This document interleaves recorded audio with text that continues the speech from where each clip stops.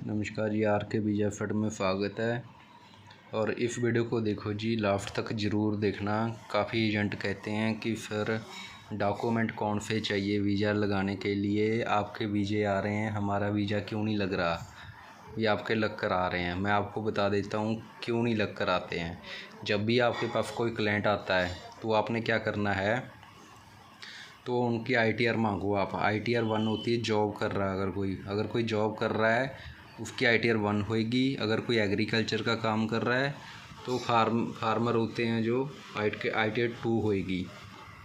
ITR 3 होती है अगर कोई बड़ा बिजनेस कर रहा है, कोई अच्छा हार्डवेयर शॉप है या कोई ट्रेडिंग कंपनी वगैरह है, ITR 3 उनकी होती है जो बिल वगैरह काट कर देते हैं।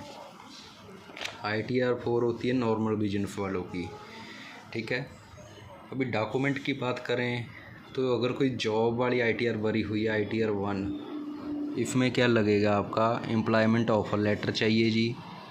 सैलरी स्लिप लगेगी 3 महीने की शेनेगन में, 4th मंथ की कनाडा के अंदर, UK ऑस्ट्रेलिया न्यूजीलैंड के लिए 6 मंथ की। ठीक है जी, 6 महीने की चाहिए उनके लिए। और दोबारा बताता हूँ, employment offer letter, NOC letter, salary स्लिपें लगेंगी, Aadhaar card, PAN card, passport, photo हो गया उनका। और प्रॉपर्टी की वैल्यूएशन रिपोर्ट तो आपने लगानी ही लगानी है, वो वाली लगनी ही लगनी है आपकी। और फैमिली में कौन है आपके, उनके आधार कार्ड की कॉपी लगेगी। ठीक है। ITR लगेगी आपकी, वो तो लगनी है। तो दूसरे नंबर के ऊपर ITR 2 किनकी होती है, जो एग्रीकल्चर का काम करते हैं, उनके डॉक्यूमेंट क्या लगने हैं पूछते हैं। तो उनके डॉक्यूमेंट है जी, J फार्म होने चाहिए उनके नाम पर, जिसने ITR 2 फिल करी हुई है। तो ITR तो लगेगी, J फार्म भी लगेंगे उनके। बाकी Aadhaar card, PAN card, passport, photo, तो सारा कुछ वो तो सेम ही है। 3rd और 4th नंबर के ऊपर आ जाता है बिजनेस वाली ITR। इसमें डॉक्यूमेंट कौन कौन से लगने हैं। इसमें डॉक्यूमेंट लगेंगे जी, आपका GST सर्टिफिकेट नहीं है तो MSME सर्टिफिकेट, जो जिसे हम उद्योगदार का सर्टिफिकेट बोलते हैं, उद्यम रजिस्ट्रेशन, वो होना चाहिए। लेटर पैड लगेगा, करंट अकाउंट लगेगा, सेविंग अकाउंट लगेगा। अगर करंट अकाउंट नहीं है दोनों लगा दो, अगर दोनों है तो ITR लगा दो अपनी। ITR कम से कम 3 साल की लगा दो आप। फिर लेटर पैड चाहिए कंपनी का, विजिटिंग कार्ड चाहिए, स्टैंप चाहिए आपकी प्रोपराइटर का, जो जहाँ पर आप पार्टनरशिप हो। बाकी सेम ही डॉक्यूमेंट है, पासपोर्ट, आधार कार्ड, पैन कार्ड, फ़ोटो। 35/45 की 80% फेस डॉक्यूमेंट तो ये हो गए जी। अभी कहते हैं कि फिर टूरिस्ट वीज़ा रिजेक्ट क्यों होते हैं। अभी बताता हूँ आपको क्यों होते हैं। जैसे कि किसी की सैलरी अकाउंट के अंदर 10,000 रुपये की आ रही है, उसने ITR फिल करी हुई है 4 लाख रुपए की। 10,000 रुपये सैलरी आ रही है तो ITR कितने की बनती है, 1,20,000 रुपये की। पर फिल कितने की करी हुई है उसने, 4 लाख रुपए की। अगर भाई 4 लाख रुपए की आप ITR भर लेते हो, एजेंटों के कहने पर 4 लाख रुपए की फ़िल कर दे दो जी, 4.5 लाख रुपए की फ़िल कर दो, 4,80,000 रुपये की फ़िल कर दो, या 5 लाख रुपए की फ़िल कर दो। पहले ये चीज़ देख लो आप, अगर आपकी 4 लाख रुपए की ITR है तो आपकी इनकम 33,000 रुपया हर महीने अकाउंट के अंदर आनी चाहिए, वो शो होनी चाहिए आपके अकाउंट के अंदर। अगर 4,80,000 रुपये इनकम है, ITR भर रहे हो आप, तो 40,000 रुपये हर महीने का अकाउंट के अंदर शो होना चाहिए।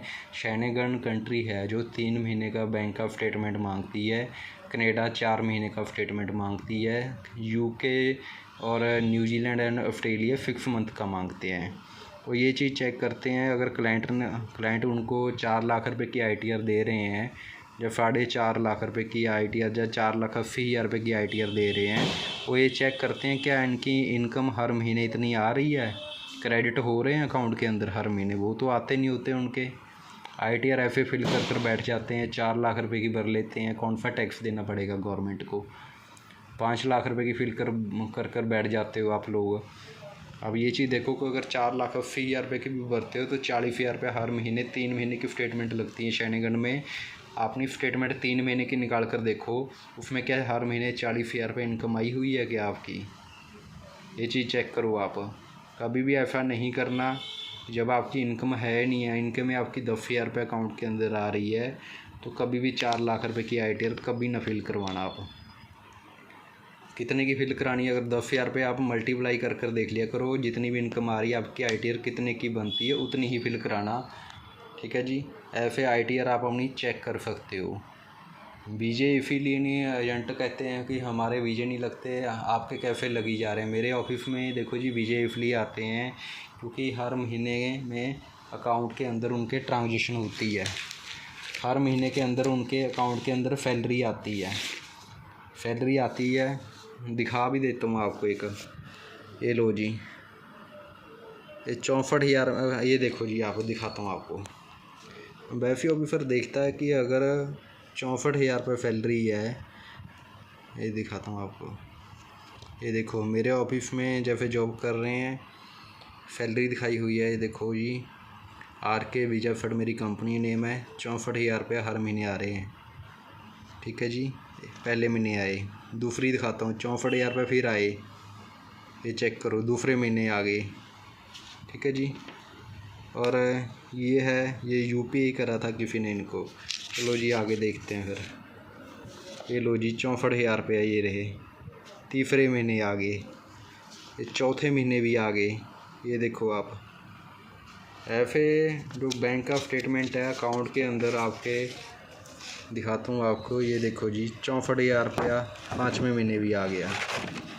ऐसे स्टेटमेंट होनी चाहिए जी अकाउंट के अंदर। आपके पैसे आते नहीं होते, वीजे मांगते हो आप, अभी वीज़ा लग जाए, अकाउंट के अंदर इनकम तो आ नहीं रही है आपके। अगर किसी के अकाउंट के अंदर इनकम नहीं भी आ रही है, कोई काम नहीं भी कर रहा है ना, उसका सल्यूशन भी है हमारे पास अगर किसी के अकाउंट में स्टेटमेंट ऐसे नहीं आ रही है तो आप मेरे से कांटेक्ट कर सकते हो। ऑफिस में आप मेरे से मिल सकते हो, पर अपॉइंटमेंट डेट लेकर जी, अपॉइंटमेंट डेट लेकर मिलना पड़ेगा आपको। उसकी जो फीस है हमने रखी हुई है 2000 रखी हुई है, अपॉइंटमेंट डेट लेकर ही आनी पड़ेगी आपको। डॉक्यूमेंट कौन कौन से चाहिए मैंने इस वीडियो के अंदर प्रॉपर दिखा दिए हैं। ऑफिस में आकर भी यही पूछना आपने कि डॉक्यूमेंट कौन कौन से लगेंगे सर, ये चेक कर लो। इस वीडियो में पूरी की पूरी इन्फॉर्मेशन मैंने आपको दे दी है।